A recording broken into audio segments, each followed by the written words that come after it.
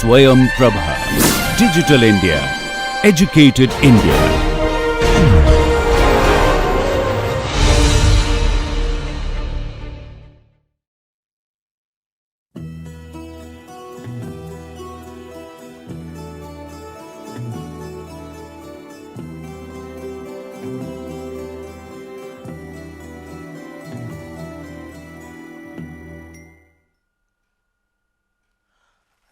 Good morning, everyone. So, we'll be looking into the, as we have discussed in the last class, we are looking into the application of contraction mapping in chemical engineering processes.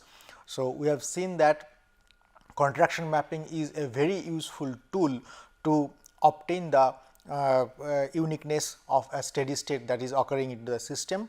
And probably in the last class, I discussed about the importance of the steady state that is in chemical engineering. So, I would like to reiterate once again that in any chemical engineering system, the output is the most important product, and the product quality is the extremely important because it has a fixed and it has a tremendous market value. If we will be able to produce the product to the required quality, then we will be able to market it appropriately. If it does not corroborate the required quality or the properties, then the whole batch will be waste. So, it will be there will be tremendous loss in running the whole experiment, because most of the chemical engineering system they are producing materials of high volumes.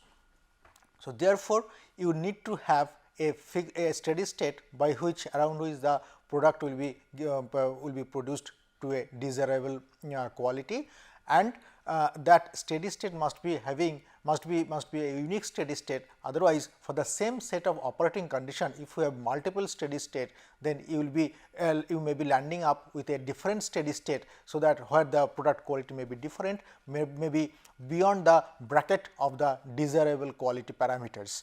So, therefore, it is very important to run the process in a steady state, and that steady state has to be unique steady state.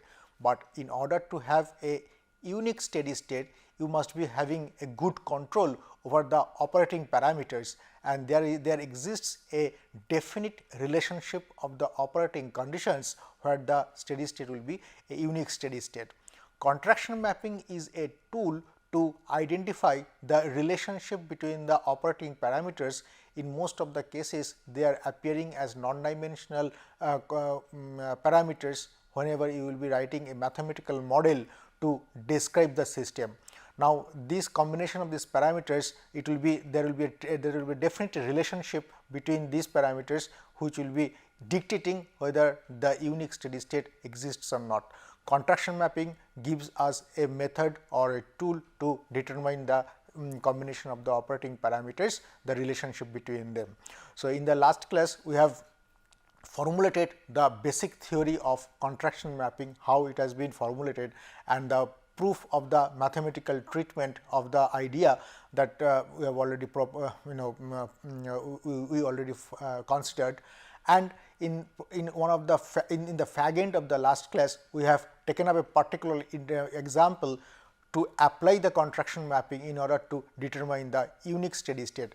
Now, in this class, we will start with some more realistic chemical engineering system where the contraction mapping is of it will be utilized to determine the unique steady states, and I will be considering a case of a chemical reactor where the fermentation is going on to determine the unique steady state. So, the first example will be a case of chemical reactor.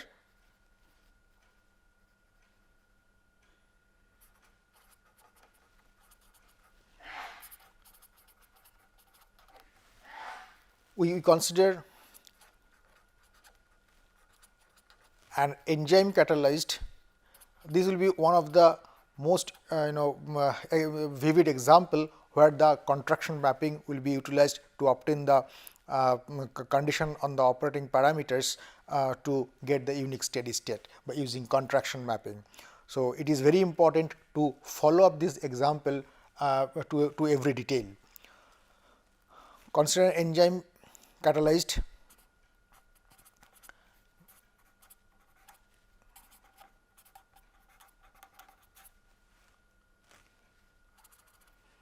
enzyme consider a catalyzed by enzyme catalyzed fermentation process.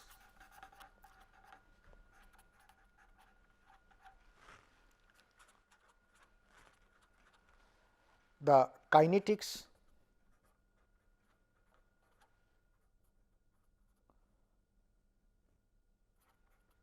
of the process is governed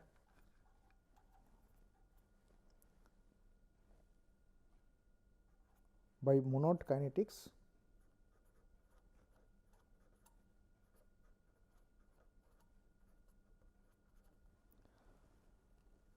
the reaction occurs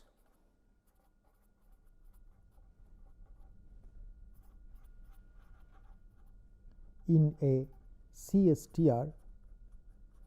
So, we have talked about CSTR in the last class. It is a continuous start tank reactor where the reactor is being start all the time and the feed comes into the system and goes out of the system. Since the reaction volume is appropriately stirred, it is assumed that the properties, the concentration and temperature in the reactor volume is uniform throughout, and it is expected that whenever you will be drawing a product out of it, it will be having the same concentration and temperature that is existing inside the reactor. So, that is the that is the principle of continuous start tank reactor. The reaction occurs in a CSTR with volume V and flow rate Q. The feed concentration of reactant S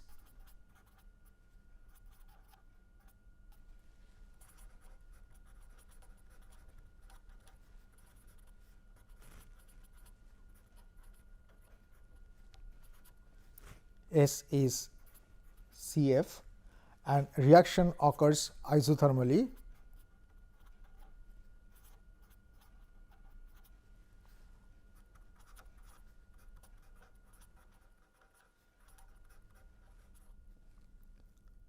And it is an irreversible reaction.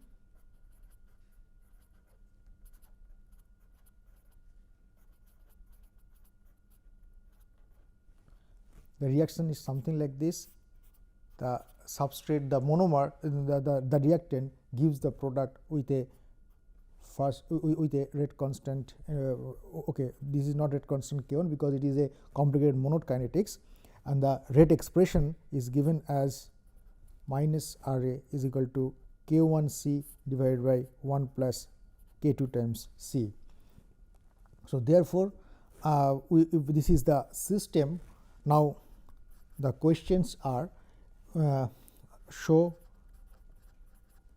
the parameters. Parameters are the combination of values of the operating conditions. Parameters of these systems are dA, that is called Damkohlen number K1 V by Q, sigma K2 times CF, and we have to show that in order to have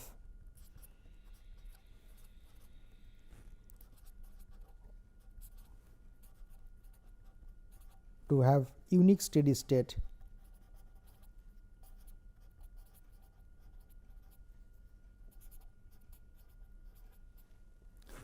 this relationship should be, the relationship of the parameters should be existing. Sigma must be lying between 4 and infinity, and Damkohlen number should be greater than 0.5 sigma minus 2 plus minus under root sigma square minus 4 sigma, with minimum Damkohlen number is 1. So, that is the minimum Damkohlen number. The parameters, two parameters, Damkohlen number and sigma, they are basically the combination of the operating conditions. Damkohlen number is multiplied by K1. K1 is basically one of the constant in the monod kinetics. V is the volume of the reactor, Q is the flow rate. Now, volume of the reaction of the reactor and Q, the flow rate by which it is getting into the system, these are under our control. So, these are the typical operating conditions. So, we can have a selection on this. Similarly, K2 times Cf, K2 may not be, we may not be tuning for a particular reaction because it is fixed by the reaction kinetics, but fit concentration is in our control.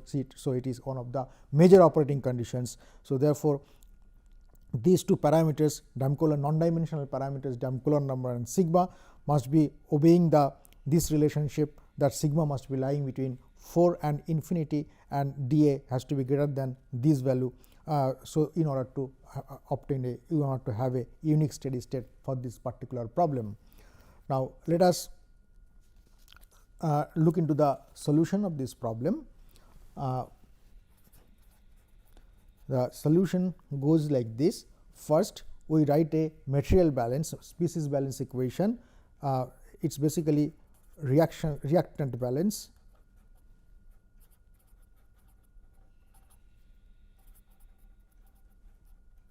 equation at the steady state.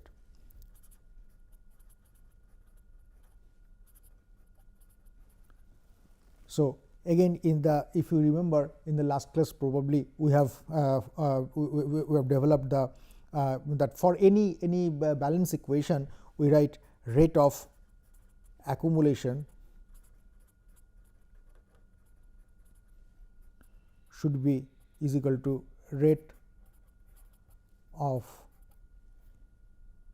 in minus rate out plus rate of generation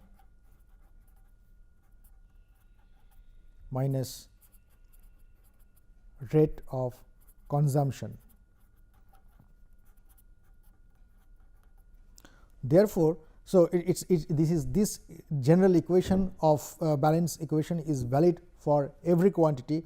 It may be a species balance, may be a concentration balance, may be a mass balance, that means mass accumulated in the system is equal to rate of mass going into the system minus rate of mass that is coming out of the system, rate of mass that is generated into the system, and rate of mass that is consumed in the system. If it is an energy balance, then it is rate of accumulation of heat and thermal energy is equal to rate of energy, thermal energy going into the system minus going out of the system.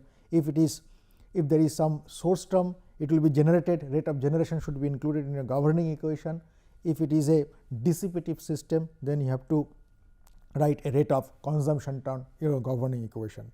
So, in our case, the material, that is the rate of accumulation will be existing, and rate of going into the system. So, the material, the reactant that is going into the system, that is there, going out of the system, that is there, but there is no rate of generation of the reactant that is there in your system, but the reactant is continually consumed because of the reaction. So, rate of generation term will not be there and rate of consumption term will be there, but since we are talking about a steady state operation, then rate of accumulation, which is time dependent part, it will be not there, because at the steady state is basically time independent portion of the profile of the operation. So, therefore, if you write the balance equation, so it becomes rate of material that is going into the system is Q times Cf. Q is the volumetric flow rate. So, it has a unit of meter cube per second, and Cf has a unit of concentration, that is kg per meter cube. So, Q times Cf has a unit kg per unit time. So, that is the rate of material of the substrate or the reactant that is going into the system, minus Q times C is the concentration of the reactant that is coming out of the system. And interestingly, in case of CSTR, the same concentration is existing into the reactor itself. So, that is the material that is going into the system, that is the material that is coming out of the system. There is no generation of the reactant. On the other hand, reactant is basically getting consumed. So, this will be minus R A times V. So, that will be equal to 0. So, this is the rate expression, the mass balance equation for the species in this particular problem. Now, what we are going to do? We are going to substitute the expression of minus R A by the Monod's kinetic given in this problem. So, this becomes Q times C f minus Q times C minus K 1 C divided by 1 plus K 2 times C multiplied by V should be equal to 0. Then we divide both sides by Q. So, C f minus C is equal to K 1 V over Q C divided by 1 plus K 2 C. Now, we make the concentration non-dimensional by C by C f, and we call this quantity as non-dimensional concentration x. So, this x is nothing but a non-dimensional concentration,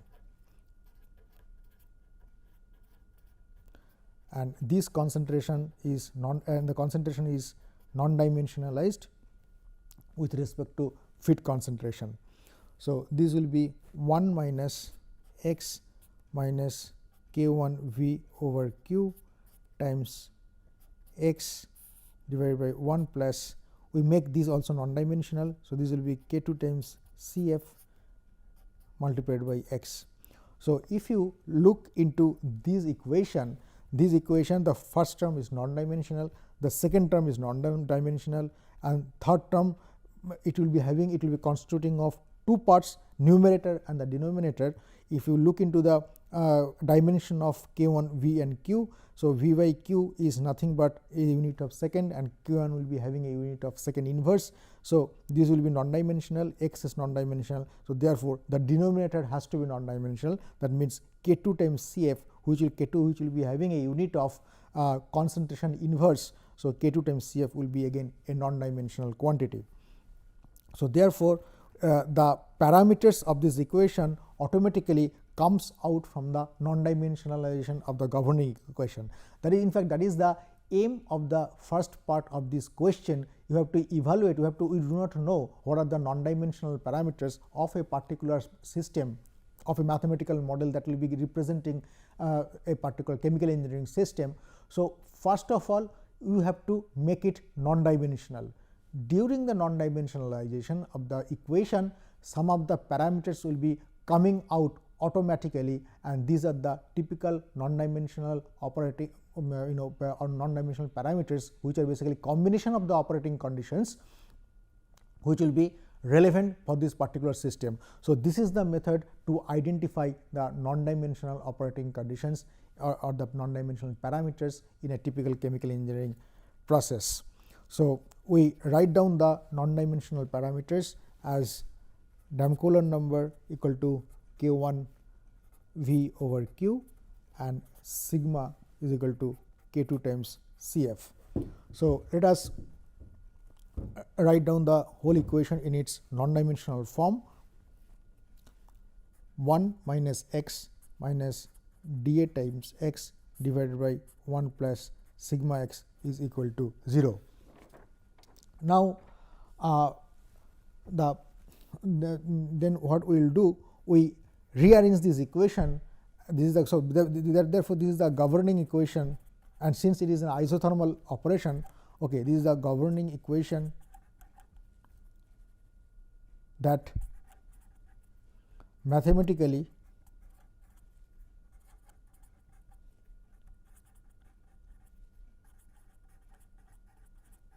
represents this chemical engineering process.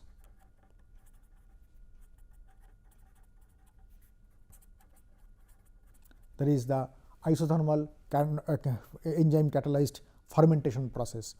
But since this process is isothermal, we need not to write the heat balance equation. There is no need to write down the heat balance equation. So, we recast this governing equation in the form x is equal to f of x. But we have to remember the as we have seen in the last class, the casting of this equation is of extremely importance, so that you will be getting the domain on the domain of parameter on the left hand side must be the domain of the parameter in the right hand side. For example, if x lies in the domain 0 to 1, f x, the right hand side should also lies in the domain 0 to 1. If x lies in the 0 to 1 and if f x lies in the domain 0 to infinity, then the choice or rearrangement of this form x is equal to f x is not appropriate.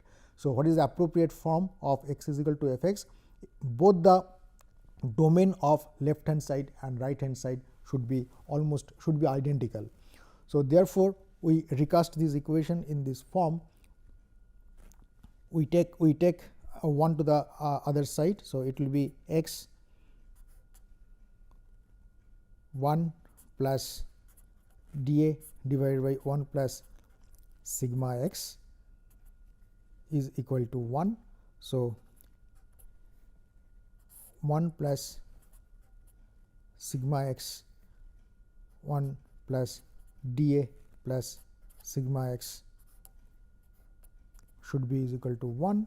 So, x becomes 1 plus sigma x divided by 1 plus dA plus sigma x.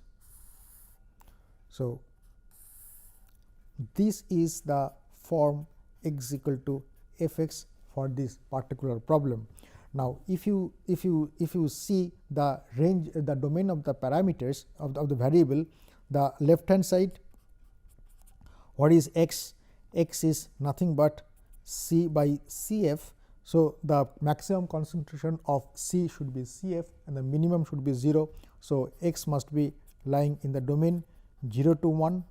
Now, if you look into the parameters sigma and dA, both sigma and dA can be assuming any value in the domain 0 to infinity.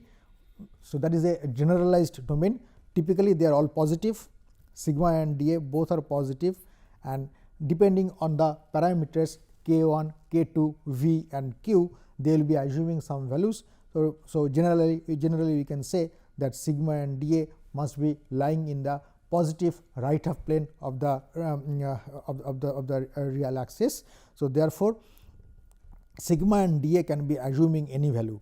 So, if that is the case, if you look into the numerator, this is 1 plus sigma, and on the other hand, if you look into the denominator, this is 1 plus sigma, the numerator is 1 plus sigma x, the denominator is 1 plus sigma x plus dA, some amount of positive real number. So, therefore, this will be the numerator, the denominator will be always greater than numerator. Whatever the value of x is or sigma and dA is, the numerator is always less than denominator. If that is the case, f x will be a fraction always. So, that means right hand side is also lying between domain 0 to 1. So, therefore, this is an appropriate choice of x is equal to f x, and this choice is very important as we have seen in the last class. So, otherwise you will be landing up with a wrong result. Okay. Now, let us we have identified what f x is. So, f x is 1 plus sigma x divided by 1 plus dA plus sigma x. So, what we do now, if you look into the definition of contraction map, it said that metric between the functions f u and f v should be is equal to f prime w, metric between u and v, and this f prime w, if you call this as z, which is a function of a continuous variable w, z is a function of a continuous variable w lying in the domain, same domain 0 to 1. It is lying in the same domain of x, the original variable. This map, then f is a contraction map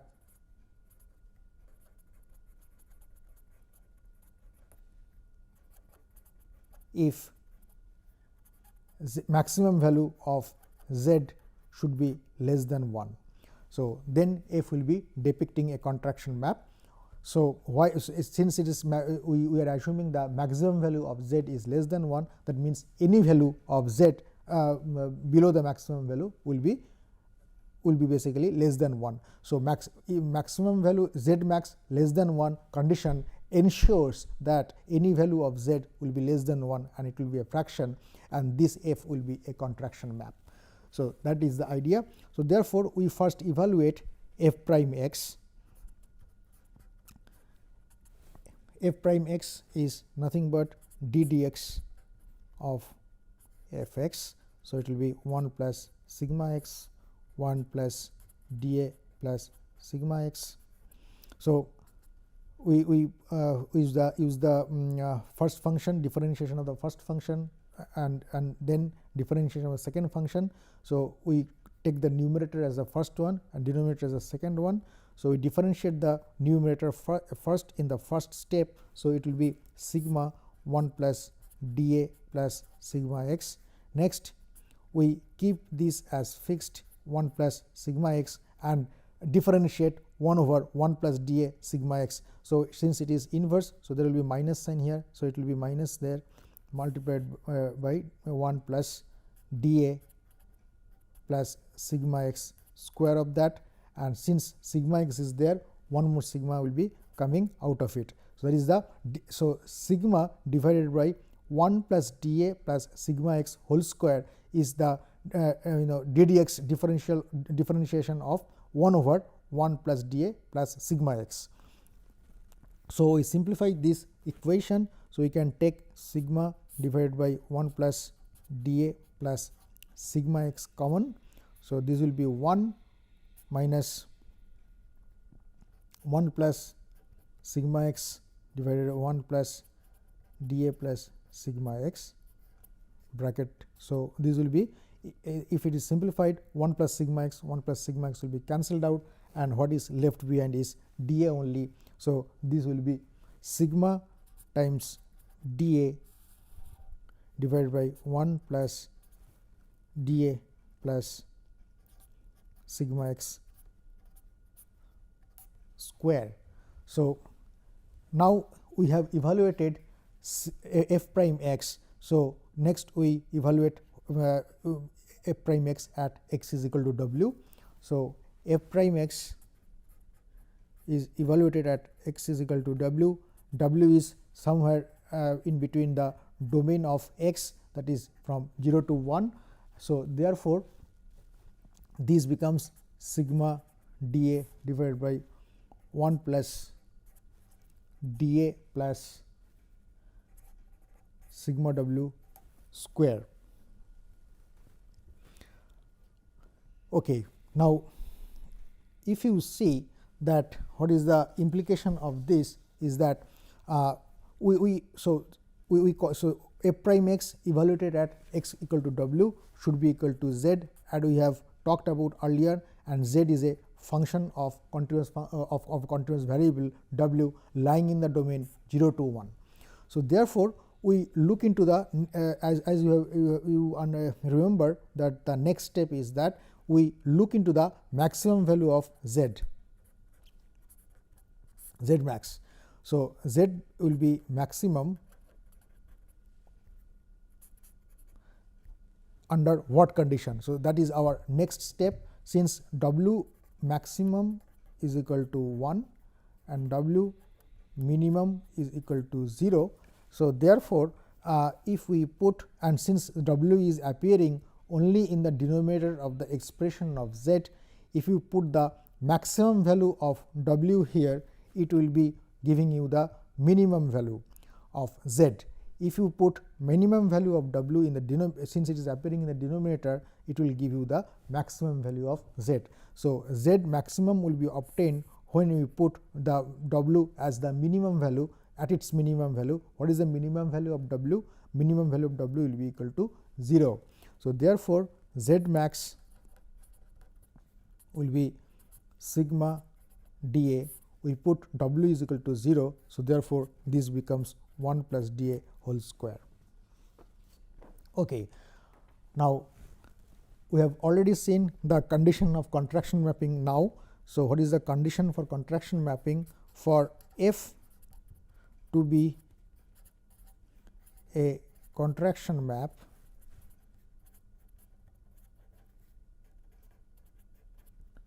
The Z max should be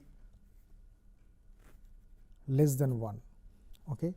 So, we put Z max to be less than 1, therefore, sigma dA 1 plus dA square should be less than 1. So, we simplify this equation and see what we get.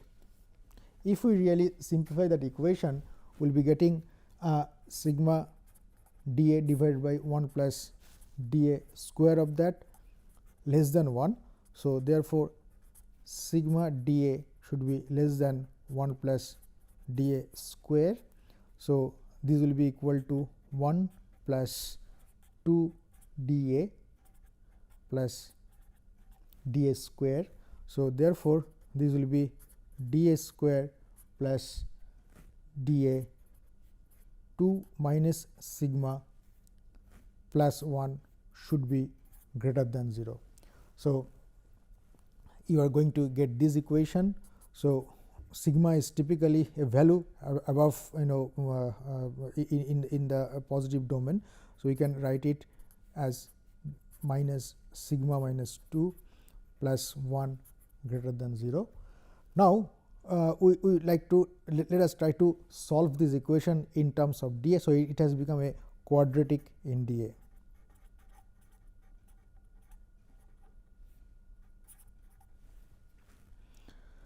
So, therefore, what we do? We do a mathematical analysis of this equation and see what we get. So, dA square minus 2 times dA times sigma minus 2. So, we multiply and divide by 2 and add sigma minus 2 divided by 2 square and subtract sigma minus 2 divided by 2 square. 1 is there, keep the 1 should be greater than 0. We are trying to make a perfect square out of it. So, therefore, we will be getting dA minus these, considering these 3 terms, dA minus sigma minus 2 by 2 whole square should be greater than sigma minus 2 by 2 square minus 1. Now, we have a perfect square on the left hand side and in the form y square minus m square in the right hand side. Just take the square root, you will be getting dA minus sigma by 2 sigma minus 2 by 2 should be plus minus root over sigma minus 2 by 2 square minus 1. So, you can say you can take sigma term on the right hand side and come to the conclusion that dA should be greater than sigma minus 2 by 2 plus minus simplify this equation, this will be 4 coming out of the root, it will be 2. So, this will be sigma minus 2 whole square minus 4. So, if you simplify this equation, this minus sigma, this will be sigma minus 2 by 2 plus minus sigma square minus 4 sigma plus 4 minus 4, this plus 4 minus 4 they will be cancelled out and you will be getting a very simple and amenable form of dA, and then dA becomes greater than 0.5 sigma minus 2 plus minus under root sigma square minus 4 sigma. So, this is the condition, one of the conditions on the parameters dA and sigma should satisfy in order to have a unique steady state on this particular problem.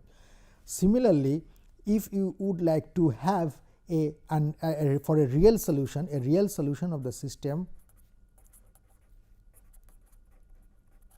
for a real solution, sigma the term within the under root, it has to be positive, otherwise it will be an imaginary value. So, therefore, another condition is sigma square minus 4 sigma should be greater than 0. So, sigma, so this as a solution of this will be sigma into sigma minus 4 is greater than 0, sigma should be greater than 0, but sigma is always greater than 0, that will not give you any other interpretation. So, the limiting condition is sigma minus 4 should be positive. So, sigma minus 4 should be positive, that means sigma should be greater than 4. So, we get a bound on sigma, and in general the maximum sigma is lying between we said from it is lying on the positive real half plane up to infinity. So, therefore, we can identify the domain of sigma. The minimum value of sigma should be 4 and the maximum value is infinity. So, sigma must be lying in the domain 4 to infinity. So, sigma lying in between 4 to infinity, and we have obtained that. So, what is the so these two are the condition on the parameters. So, what are the condition of the parameters? The condition of the parameters is sigma has to be greater than 4 and Damkohler number should be satisfying this equation in order to have a unique steady state to this particular problem. So, what is the minimum value of Damkohler number? If we put the value sigma is equal to 4 there, we will be getting the minimum value of Damkohler number. So, Damkohler minimum will be turning out to be 0.5 into 2. So, that will be equal to 1. So, this is a very interesting and typical application of contraction mapping, and we have seen that how contraction mapping can be utilized in case of enzyme catalyzed fermentation process, and in order to obtain a unique steady state for this particular system, what will be the conditions on the parameter we have to think of. So, we move to the next illustrative example.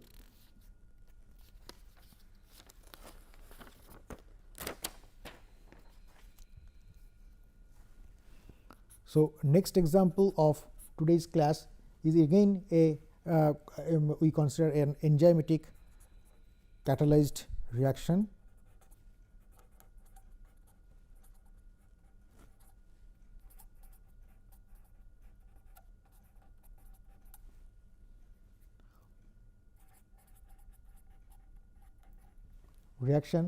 And again the kinetics is governed by Monod's kinetics,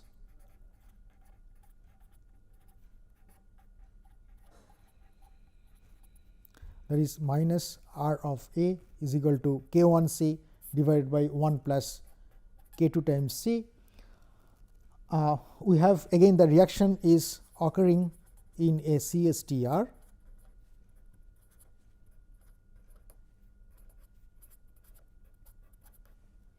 with volume V,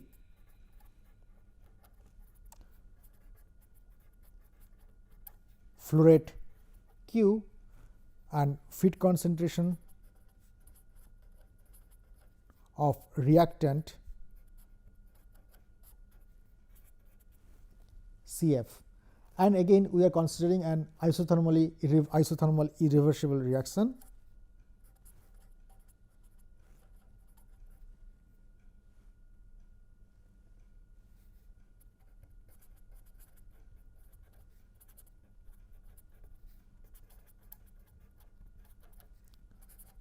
Reactant gives the product, and we have solved in the last problem, as this is the governing equation of the reaction of the Monod's kinetic, but in this problem it will be slightly changed. This will be K1 minus R A is equal to K1 C divided by 1 plus K2 C whole square.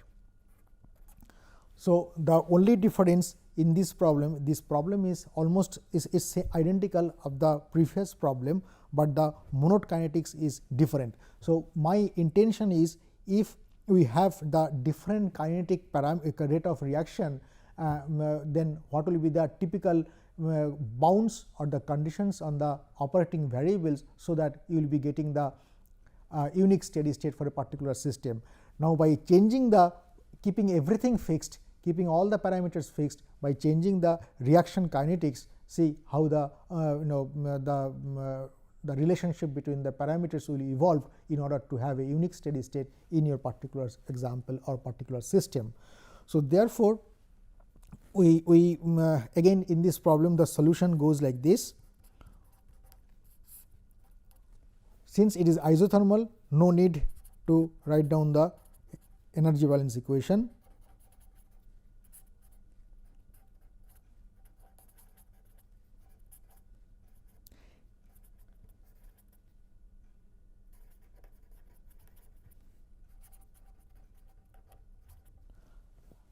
It must be mentioned here that I will be taking very simple problems to illustrate the principles, but actually the problems may be quite complicated and the whole system may be non-isothermal, then the equations may not be solved analytically in the class. So, you want has to take recourse to the numerical techniques. So, that thing must be kept in mind. So, we will be solving very simplified problem and trying to illustrate the principle and how the solution changes by using the contraction mapping. So, we write down the mass balance equation under the steady state.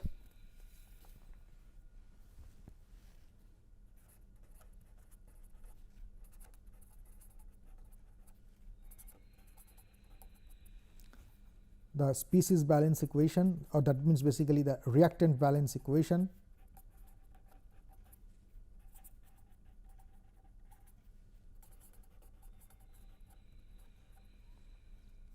So, this becomes Q times Cf minus Q times C minus K1 C times V divided by 1 plus K2 C whole square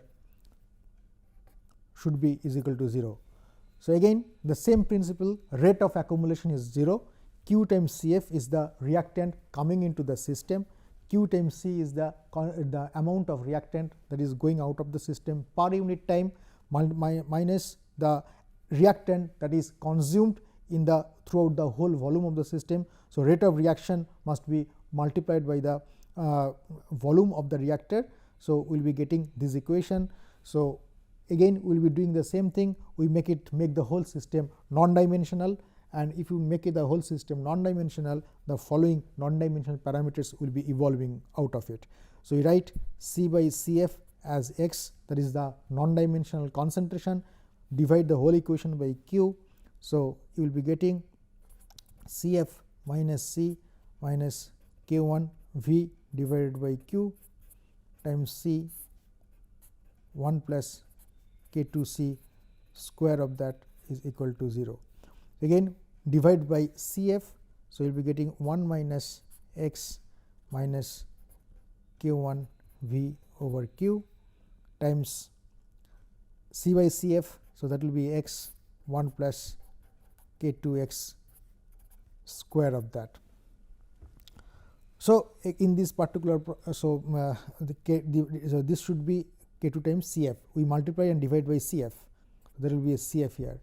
So, we have the evolution of the non-dimensional parameters, K1 V by Q is nothing but Coulomb number, K2 times Cf is nothing but sigma, that whatever we have described earlier. So,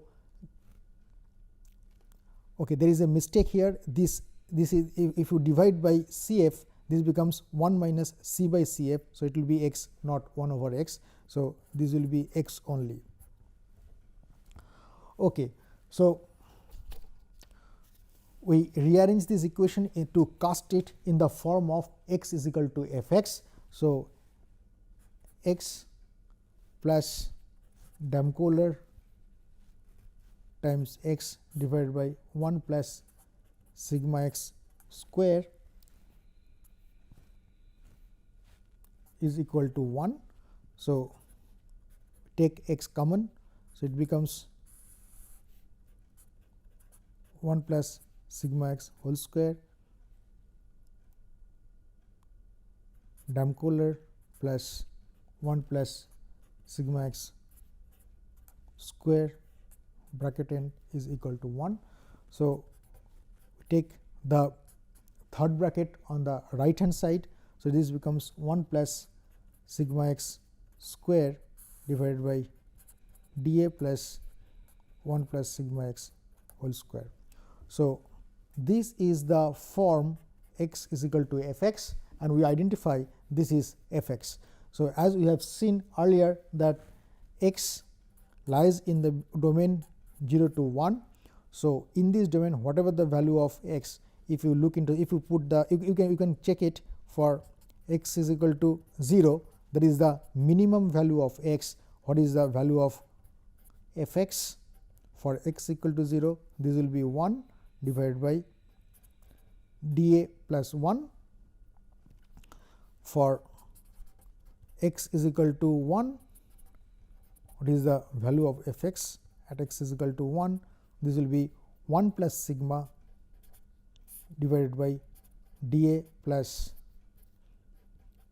1 plus sigma. Since the parameters dA and sigma are extremely high, so they are all real positive. So, in this case 1 over dA plus 1, so it will be always less than 1. In this case this is 1 plus sigma divided by dA plus 1 plus sigma. So, denominator is always greater than numerator. So, this will be always less than 1.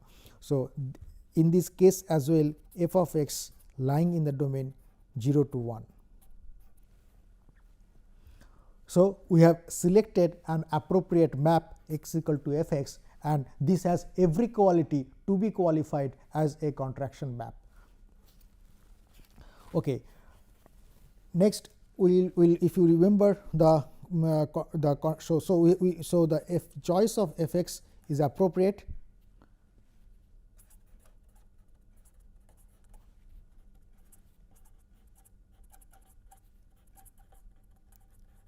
and it can be a well behaved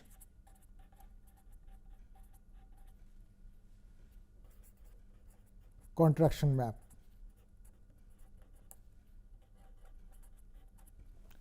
In order to just find out the next of the steps, if you remember, the next step is we find out f prime w, okay, and we mark it as z. Then we have to check that whether the maximum value of z, if the maximum value of z should be less than 1, so that f is a contraction map.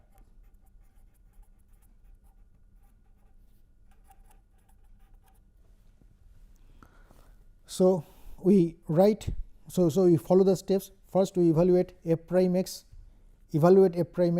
in, at x equal to w, where w is a variable lying in the same domain of x 0 to 1. Then we evaluate z maximum and put z maximum less than 1. So, therefore, first we find out what is f prime x, 1 plus sigma x square divided by dA plus 1 plus sigma x square. So, what is f prime x? Again we, this numerator is as one function and denominator as a second function.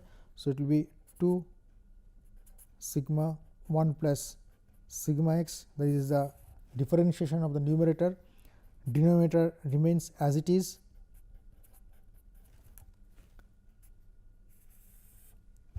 Then we evaluate the we differentiate the denominator. So, 1 plus sigma x square remain as it is, the whole thing raised to the minus 1. So, on differentiation there will be minus sign here, then differentiation of this. So, this will be, this is constant, no contribution from this term. So, from this term there will be contribution, 2 comes from there, sigma comes from here, 1 plus sigma x, and then denominator becomes a square. So, 1 plus sigma x square of that. Now, let us simplify this equation. Take 2 sigma 1 plus sigma x divided by dA plus 1 plus sigma x square common. So, it will be 1 minus 1 plus sigma x square divided by dA plus 1 plus sigma x square of that. One thing has taken, so this square out of these two, the power 2, there will be only one that is left behind. So, on simplification 1 plus sigma x whole square in the numerator will be cancelled out. So, what we will be getting only as 2 sigma dA 1 plus sigma x divided by dA plus 1 plus sigma x square of that, then whole square. So, that gives the expression of f prime x. Next, we evaluate f prime x at x is equal to w. So, we evaluate that f prime x evaluated at x is equal to w, and we call that as z, and this becomes 2 sigma dA 1 plus sigma w divided by dA plus 1 plus sigma w square of that. Now, if you remember that we have utilized, we have already seen that what is the value of w. W is again in a running variable. It is a variable in the lying in the same domain of x from 0 to 1. So, therefore, z is a continuous function of w.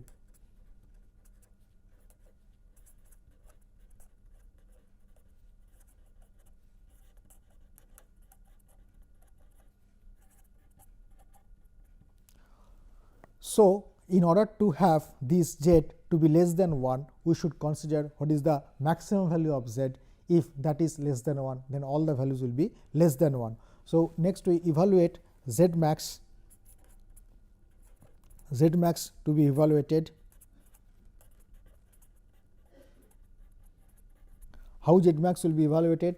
Z max will be evaluated, since z is a continuous function of w, we use dz dw is equal to 0, and we evaluate dz dw and put it equal to 0. That will give you the maximum value of z. If you do that, so it will be is equal to 2 sigma dA times sigma dA plus 1 plus sigma w square of that, minus one more differentiation for the denominator. The numerator remains constant. So, 2 sigma dA 1 plus sigma w, that is present there. Next, we will be getting 2 times 2 sigma, and one more 1 plus sigma w will be coming. So, this will be there will be square of that divided by dA plus 1 plus sigma w square. Since there is a when it is you are differentiating, this will be minus 2. So, after differentiation it will be minus 3. So, it will be denominator, it will be cube. So, we put it equal to 0. So, after doing all this simplification, I am just omitting one more step and writing the expression 4 into 1 plus sigma w square divided by dA plus 1 plus sigma w square. So, therefore, we will be getting this equation 1 plus the equation that we will be getting 1 plus sigma w square multiplied by 3 is equal to Damkohler number. So, 1 plus sigma w square will be dA by 3. So, at this value of 1 plus sigma w whole square, it becomes dA by 3. So, 1 plus sigma w is nothing but dA by 3 under root. So, here at this condition the z becomes maximum. So, what is the value of z max? Maximum value of z is that wherever in the expression of z we have 1 plus sigma w, going to replace it by root over dA by 3. So, if that is the case, So, this becomes 2 sigma dA root over dA by 3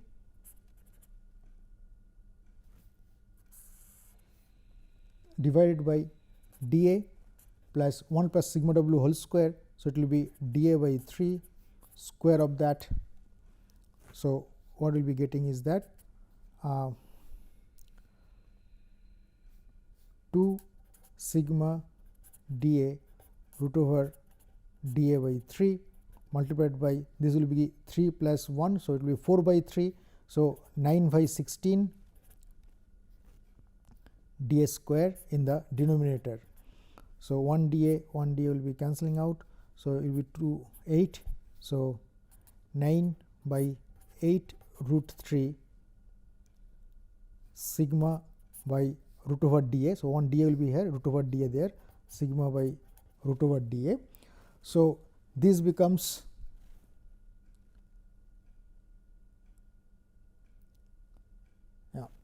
so you will be having a square there. So, that is fine. Okay. This 9 is there. So, this will be 9 by 8 by root 3 sigma by root over dA. Now, for contraction mapping,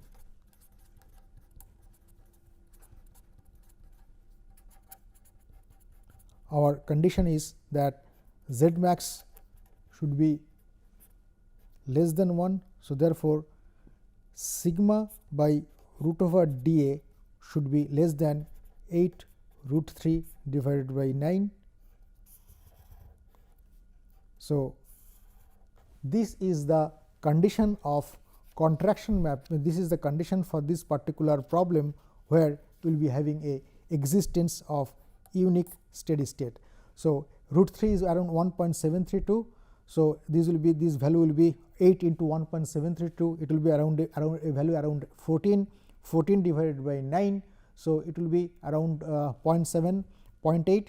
So, sigma by root over dA should be less than should be less than 0.8 or so. So, that is the condition of these operating variables sigma and dA should satisfy in order to have a unique steady state for this particular problem.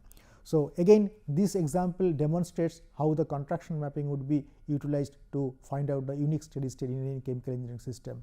So, we stop here. In the next class, we will be taking up one more example of contraction mapping. So, the calculations and the procedure becomes absolutely clear to all of you, and then we will move to the next topic. Thank you very much.